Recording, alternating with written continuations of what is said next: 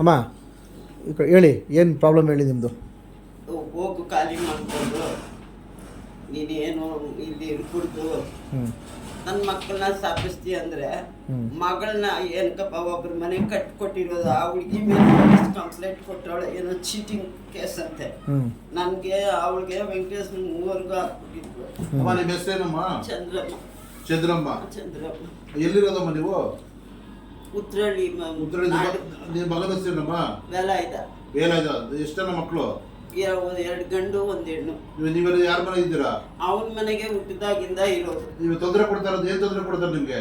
ಹೋಗು ಖಾಲಿ ಮಾಡ್ಕೊಂಡು ನೀನು ಇದೆಲ್ಲ ನೀನು ಇರ್ಬಾರ್ದು.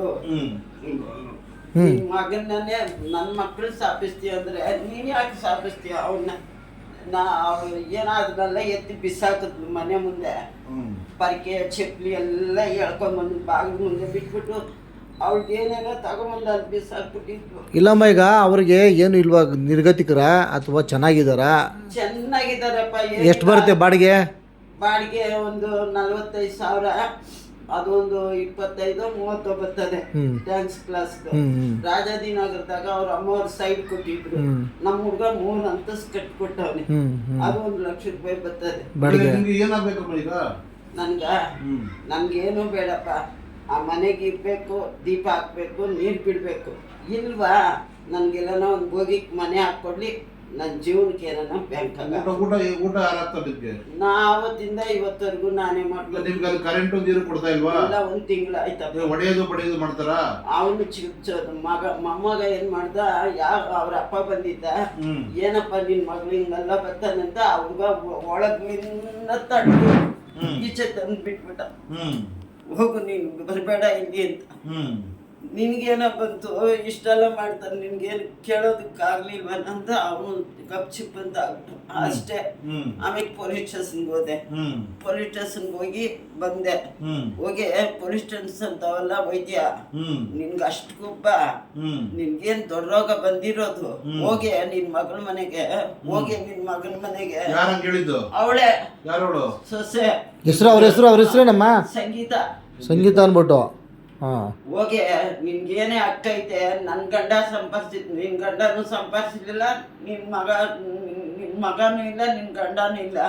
ಹೋಗಿ ನಿನ್ಗೇನೈತೆ ಅಂತ ಪೊಲೀಸ್ ಸ್ಟೇಷನ್ನಾಗ ಹಂಗೆ ಕೇಳ್ತಾರೆ. ಅಮ್ಮ ನಿನ್ಗೇನೋ ಅಕ್ಕಿಲ್ಲ ಕಣಮ್ಮ, ಹೋಗು. ಯಾರಂಗಂದಿದ್ದು? ಆ ಪೊಲೀಸಮ್ಮ. ಯಾರು? ಸಬ್ ಇನ್ಸ್ಪೆಕ್ಟರ್ ಏನೋ ಒಳಗೆ ಕೂತವ್ರು. ಹೋಗು, ನಿನ್ಗೇನು ಅಕ್ಕಿಲ್ಲ. ಎಲ್ಗೋಗ್ಬೇಕಂತೆ? ಹೋಗು, ಎಲ್ಲನ ನಿನ್ ಮಗನ ಮನೆಗೆ ಹೋಗು, ನಿನ್ ಸೊಸೆ ಮನೆಗೆ, ನಿಮ್ಮ ಅಳಿನ ಮನೆಗೆ ಹೋಗು. ಯಾಕೆ ಇಲ್ಲಿ ಇದ್ದೀಯ? ನಾನು ಹೋಗಲ್ಲಮ್ಮ, ನನ್ನ ಮಗನ ಮನೆಗೂ ಹೋಗಲ್ಲ, ನನ್ನ ಮಗಳ ಮನೆಗೂ ಹೋಗಲ್ಲ. ಸತ್ರೆ ನಾನು ಅಲ್ಲೇ ಸಾಯ್ತು, ನನ್ನ ಮಗ ನನ್ಗಂತ ಕಟ್ಕೊಟ್ಟಿರೋದು ಈ ಮನೆ ಅಂತ ಹೇಳಿದೆ. ಅದಕ್ಕೆ ಏನಂದ್ರು, ದೊಡ್ಡರಾಗ ಬಂದ್ಬಿಟ್ಟೈತೆ, ಇವಳು ಒತ್ಕೊಂಡು ಹೋಗ್ಬೇಕು. ನಾನಂದೆ, ದೇವ್ರು ಯಾರ ಕಡೆ ಇದ್ದಾನೋ ಅವ್ನು ಮಾಡ್ತಾನೆ ಅಂತಂದ್ರೆ, ಓ ಹೌದೌದು, ನಿನ್ನ 100-200 ವರ್ಷ ಇರಬೇಕು.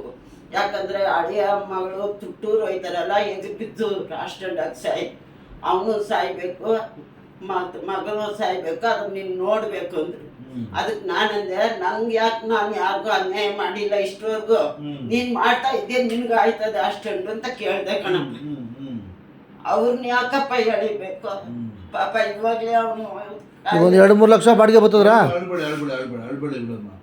ನಾವಿದ್ದೀವಿ ನೋಡಮ್ಮ, ನಮ್ಮ ಸಂಸ್ಥೆ ಇದೆ ನಿಮ್ಮ ಜೊತೆಗೆ, ಅರ್ಥ ಆಯ್ತಾ? ಅಳಕ್ಕೆ ಹೋಗ್ಬೇಡಿ. ಏನೋ ತೊಂದರೆ ಆದರೆ ನಮ್ಮ ನಂಬರ್ ಕೊಟ್ಟಿರ್ತೀವಿ, ಫೋನ್ ಮಾಡಿ. ರಾತ್ರಿ 12 ಗಂಟೆ ನೀವು ತೊಂದರೆ ಕೊಟ್ಟರು ಅಂತ ಫೋನ್ ಮಾಡಿ, ಆಯ್ತಾ? ನಾವು ಸ್ಟೇಷನ್ಗೆ ಬಂದು ಮಾತಾಡಿ, DCP ಹತ್ರ ಮಾತಾಡ್ತೀವಿ, ಕಮಿಷನರ್ ಹತ್ರ ಮಾತಾಡ್ತೀವಿ, ನಿಮ್ಗೆ ನ್ಯಾಯ ದೊರಕಿಸ್ಕೊಡ್ತೀವಿ, ಆಯ್ತಾ? ನೀವು ಯಾವುದೇ ಕಾರಣಕ್ಕೂ ಒಳಗೆ ಹೋಗ್ಬೇಡಿ. ಈಗ ಅವ್ರಿಗೆ 1-2-3 ಲಕ್ಷ ಗಂಟೆ ಬಾಡಿಗೆ ಬರುತ್ತಾ? ಇಲ್ಲಿ 80 ಬರ್ತದೆ, ಅಲ್ಲಿ 1 ಲಕ್ಷ ರೂಪಾಯಿ ಬರ್ತದೆ. ಅದೇ ಒಂದೇ ಕಾಪಿ ಎಸ್ಟೇಟ್ ಹೋಗ, ಅಲ್ಲಿನೂ 1 ವರ್ಷ ಆಯ್ತಾ. ಹಿಂಗಲ್ಲ, ಇವಳು 1 ಪೈಸನು ಕೊಡಕ್ ಬಿಡಲ್ಲ ಅಂದ್ಬಿಟ್ಟು 3 ತಿಂಗಳು ಇರಮ್ಮ, ಅಲ್ಲಿ ಹೋಗಿ ದೊಡ್ಡದಾಗ ನಿನ್ಗೆ ಒಡವೆ ಮಾಡ್ಸಾಕ್ತೀನಿ ಅಂದ. ಸರಿಯಿಂದ 3 ತಿಂಗಳಿದ್ದೆ, ಆಮೇಲೆ 1 ವರ್ಷನೇ ಇದ್ದೆ. ದುಡ್ಡೆಲ್ಲ ಬಂದಿದ್ದ ತಕ್ಷಣ ಅವತ್ತು ದುಡ್ಡು ಬಂದೈತೆ ಕಣೆ, ಅಮ್ಮನಿಗೆ 10,000 ಒಡವೆ ಮಾಡ್ಸಾಕ್ತಾನ, ಏನೂ ಇಲ್ಲ ಅಮ್ಮನಿಗೆ ಅಂತ ಹೇಳಿದ್ರು. ತೆಗೆದು ನೋಡು ಒಂದು 15 ದಿನ ಅವನ ಪಾಪ ಮೈ ಹುಷಾರಿಲ್ಲ ಅವನಿಗೆ ಅಂತ ಅವನ ಜಗಳ ಎಳ್ದು ಅದನ್ನ ಮಾಡಿಸ್ಕೊಡಕ್ಕೆ ಬಿಡ್ಲಿಲ್ಲ. ಅದೆಲ್ಲಮ್ಮ ಇವಾಗ ನೀವು ಡೈಲಿ ಚಿತ್ರದಿಂದ ಕೊಡ್ತಾರಾ? ಡೈಲಿ ಏನು ಇಲ್ಲ, ಇವಾಗ ಕರೆಂಟ್ ಇಲ್ಲ, ನೀರಿಲ್ಲ. ಕರೆಂಟ್ ಇಲ್ಲ, ನೀರಿಲ್ಲ. ನೀರಿಲ್ಲ. ಹೋಗ್ತಾ ಬರ್ತಾ ಆ ಹುಡುಗಿ ಮುಗಿತದಪ್ಪ. ಏನಂತ ಬೈತ್ ಹೇಳಿ? ಯಾರು? ಮೊಮ್ಮಗಳ ಮೊಮ್ಮಗಳು ಏನಂತ ಬೈಯುತ್ತೆ?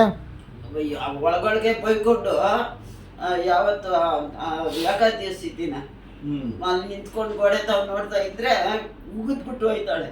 ನನಗೆ ನಿಜ ಹೇಳ್ಬೇಕಮ್ಮ, ಸುಳ್ಳು ಹೇಳಬಾರ್ದು, ನಾನ್ ಸತ್ಯ ಹೇಳ್ಬೇಕು. ಏನಂತ ಬೈದ್ರು ಅಂತ ಹೇಳಿ. ಅದೇ ಆ ಹುಡ್ಗಿ ಮೆಲ್ಲಗ್ ಬೈಕೊಂಡದ್ ಏನೋ ನನ್ ಕಿವಿ ಕೇಳಿಸಿಲ್ಲ, ಹುಡ್ದಿದ್ ಮಾತ್ರ ನಿಜ. ಆಮೇಲೆ ಆ ಹುಡ್ಗ